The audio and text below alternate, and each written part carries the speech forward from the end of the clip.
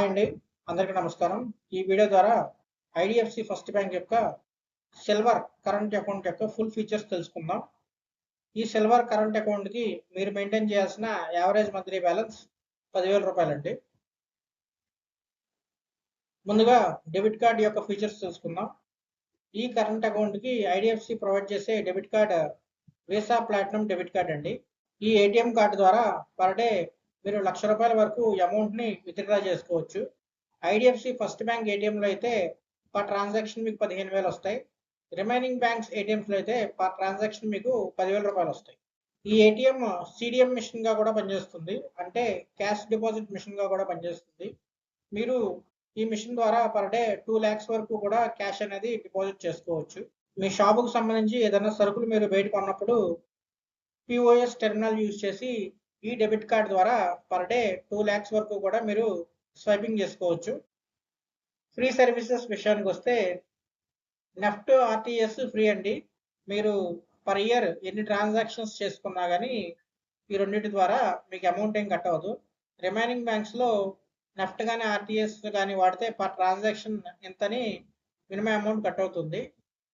Second one SMS alerts. మీకు సంవత్సరానికి 4 సార్లు రిమైనింగ్ బ్యాంక్స్లో ఎస్ఎంఎస్ అలర్ట్స్ కట్ అవుతాయి. ఇక్కడ ఐడిఎఫ్సి బ్యాంక్లో మీకు ఎస్ఎంఎస్ అలర్ట్స్కి ఎటువంటి ఛార్జెస్ ఉండవు. అలాగే చెక్ బుక్ ఇష్యూయన్స్. మీరు వాడే చెక్ బుక్ అయిపోతే కొత్త చెక్ బుక్ అప్లై చేయాలంటే రిమైనింగ్ బ్యాంక్స్లో కొంత ఛార్జెస్ అనేవి ఉంటాయి. ఐడిఎఫ్సి బ్యాంక్లో మీరు నెంబర్ ఆఫ్ చెక్ బుక్స్ అనేవి అప్లై చేసుకోవచ్చు, ఎటువంటి ఛార్జెస్ కూడా ఉండవు. అలాగే మీ డెబిట్ కార్డ్ పోయినా లేదా కనపడపోయినా కొత్త డెబిట్ కార్డ్ అప్లై చేసుకోవచ్చు, దానికి ఎటువంటి ఛార్జెస్ కూడా ఉండవు. ఈ సిల్వర్ అకౌంట్కి క్యాష్ డిపాజిట్ లిమిట్స్ వచ్చేసరికి 10 times of AMB, maximum 10 lakhs. అంటే మ్యాక్సిమం 10 lakhs వరకు మాత్రమే క్యాష్ డిపాజిట్ చేసుకోవచ్చు. ఈ 10 lakhsకి కొన్ని రూల్స్ ఉన్నాయండి, ఆ రూల్స్ అంటే చూద్దాం.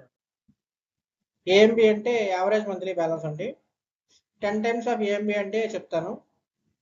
మ్యాక్సిమం క్యాష్ డిపాజిట్ లిమిట్ ఈ అకౌంట్కి వచ్చేసరికి 10 lakhs. సపోజ్ మీరు లాస్ట్ మంత్ అకౌంట్ ఓపెన్ చేశారు, మీరు 10,000 రూపాయల ఏఎంబి మెయింటైన్ చేశారు.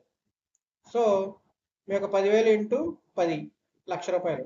మీరు ఈ నెలలో మ్యాక్సిమం ₹1,00,000 వరకే మీరు క్యాష్ అనేది డిపాజిట్ చేయగలరు.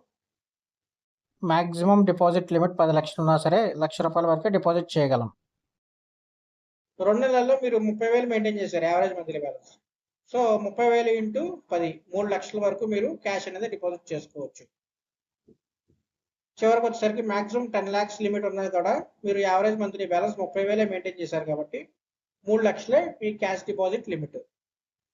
3 నెలల్లో మీ బిజినెస్ బాగా జరిగింది, యావరేజ్ మంత్లీ బ్యాలెన్స్ ₹1,00,000 మెయింటైన్ చేశారు. సో మీ యొక్క క్యాష్ డిపాజిట్ లిమిట్ వచ్చేసరికి 1,00,000 ఇంటూ 10 లక్షల వరకు క్యాష్ అనేది డిపాజిట్ చేసుకోవచ్చు. సో ఈ అకౌంట్కి వచ్చేటప్పుడు కూడా మీరు మ్యాక్సిమం 10 లక్షల వరకు చేసుకోవచ్చు. ఏఎంబి ప్రకారం మీ లిమిట్ అనేది మెట్ అయింది, సో మీరు 10 లక్షలు క్యాష్ అనేది డిపాజిట్ చేసుకోవచ్చు. 4 నెలల్లో 1,50,000 మెయింటైన్ చేశారు average monthly balance. So 1,50,000 into 10 15 లక్షలు. యాక్చువల్గా మీరు చేసిన యావరేజ్ మంత్లీ బ్యాలెన్స్కి ఇంటూ 10 times 1,50,000 ఇంటూ 10 times అంటే 15 లక్షల వరకు మీరు క్యాష్ వేసుకోవచ్చు. కానీ ఈ అకౌంట్కి మ్యాక్సిమం లిమిట్ వచ్చేసరికి 10 లక్షలు మాత్రమే. 10 లక్షలకు మించి వేయడానికి లేదు. 5 నెలలు మీరు 2 లక్షలు మెయింటైన్ చేశారు. 2 లక్షలు ఇంటూ 10 20 లక్షల వరకు క్యాష్ డిపాజిట్ వేసుకోవడానికి మీకు ఎలిజిబిలిటీ వచ్చింది. బట్ ఈ అకౌంట్కి 10 లక్షల వరకు మాత్రమే క్యాష్ని యాక్సెప్ట్ చేస్తుంది. సో ఈ ఏఎంబి అనేది ఈ 10 లక్షలు కనుక మీరు క్యాష్ డిపాజిట్ చేయాలనుకుంటే ఏఎంబి ₹1,00,000 అనేది మెయింటైన్ చేయాల్సి వస్తుంది. మీరు ఆన్లైన్లో ఎంతైనా ట్రాన్స్ఫర్ చేసుకోవచ్చు, క్రెడిట్ ఆర్ డెబిట్ ఆన్లైన్లో ఎంతైనా చేసుకోవచ్చు. క్యాష్ డిపాజిట్ చేయాలంటే మాత్రం ఈ అకౌంట్కి మ్యాక్సిమం ₹1,00,000 అనేది మీరు మెయింటైన్ చేయాల్సి వస్తుంది. ఎప్పుడు అంటే మీరు 10 లక్షలు క్యాష్ డిపాజిట్ లిమిట్ ఉంటుంది ప్రతి నెల అనుకుంటే మీరు ₹1,00,000 ఖచ్చితంగా యావరేజ్ మంత్లీ బ్యాలెన్స్ మెయింటైన్ చేయాలి. అలాగే మీరు బెనిఫిషియరీ కనుక యాడ్ చేస్తే పర్ ట్రాన్సాక్షన్ మీరు 20 lakhs వరకు కూడా అమౌంట్ని ట్రాన్స్ఫర్ చేసుకోవచ్చు. ఇక లోన్స్ విషయానికి వస్తే సెల్ఫ్ ఎంప్లాయిడ్ పీపుల్కి ఎటువంటి లోన్స్ వస్తాయో చూద్దాం. ఐడిఎఫ్సి సెల్ఫ్ ఎంప్లాయిడ్ పీపుల్కి ముందుగా ఇచ్చే లోన్ బిజినెస్ లోన్ లేదా పర్సనల్ లోన్. మ్యాక్సిమం ఎంత అంటే 10 lakhs. ఇంకొకటి OD overdraft facility. Overdraft facility minimum 15 లక్షల నుంచి మ్యాక్సిమం 5 కోట్ల వరకు కూడా ఓడి అనేది ప్రొవైడ్ చేస్తుంది.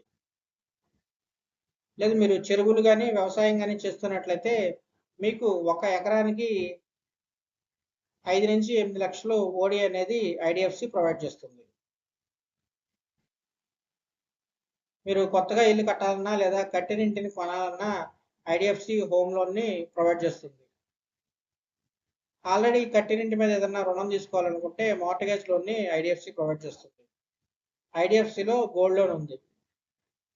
మీరు కొత్తగా కార్లు కొనాలనుకుంటే కార్ లోన్ని ఐడిఎఫ్సి ప్రొవైడ్ చేస్తుంది. లేదా పాతది ఎవరన్నా వాడిన కారు మీరు కొనాలనుకున్నా సరే యూజ్డ్ కార్ లోన్ని ఐడిఎఫ్సి ప్రొవైడ్ చేస్తుంది. మీ షాప్కి స్టాక్ ఇన్సూరెన్స్ ఏమన్నా అవసరం పడితే ఐడిఎఫ్సి స్టాక్ ఇన్సూరెన్స్ కూడా ప్రొవైడ్ చేస్తుంది. రీసెంట్గా మనం ఎక్కువ చూస్తున్నది హెల్త్ ఇన్సూరెన్స్.